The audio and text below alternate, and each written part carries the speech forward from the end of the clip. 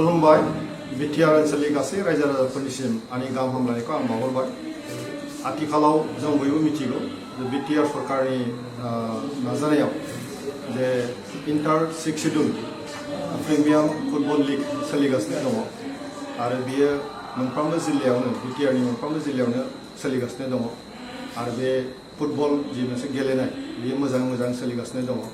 बे गासैबो हाबाफारियाव बयबो रायजो राजाफ्रा गोख्रोङै बाहागो लानायनि थाखाय आं साबायखर बावो आरो फैगौ 23 तारिखआव 23 अक्ट'आव क'क्राझारनि साइ स्टेडियामाव बिनि फाइनाल मेचआ जागोन।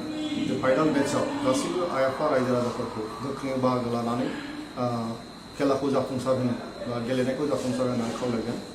बे आइएसपिएलनि गेजेरजों बे फुटबल बादायलायनायनि गेजेरजों जोंनि 6 शिड्यूलनि गासैबो जे काउन्सिलफोर दं बे काउन्सिलफोरनि गेजेराव मोनसे सोमोन्दो दिनै मोजाङै थासारि फैबाय आरो नर्थ इस्टार्न रिजनाव जे गासै जे 9था जे काउन्सिलफोर दङ बे काउन्सिलफोरनि गेजेराव सोमोन्दोआ मजबुत जानानै बिनि सामलायनाय बिनि रांखान्थि जौगानाय बे ओनसोलनि रायजो राजाफोरनि जे मोनसे हारिमुवारि जे जौगानाय सोलोंथाइ बिथिङाव गासैबो बिथिङावनो सावरायलायनायनि गेजेरजों जयै खामानि मावलायनो मोनसे खाबु फैयो आरो बे फुटबल बादायलायनायनि गेजेरजों मोजां मोनसे प्लेटफर्म जों मोननो हादों जे जयैनो बाथ्राफोरखौ सावरायलायनानै इयुनाव जौगानायनि खामानिखौ मावो।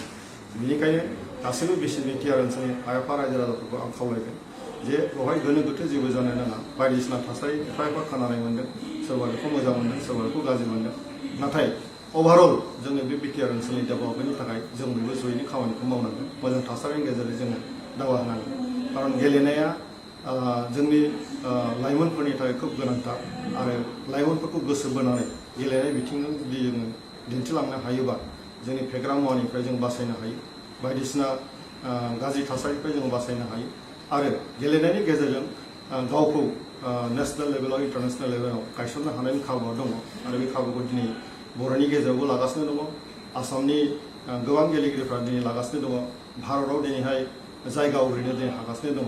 बेफोर गासैबो बिथिंखौ नोजोर होनानै आइ आफा रायजो राजाफोरखौ नैबे जि आइएसपिएल जे बिटिआर सरकारनि गेजेरजों जि होबाय थादों बेवहाय जाहाथे बयबो गोख्रोङै बाहागो लायो आं बेखौ बयबो खावलायबाय।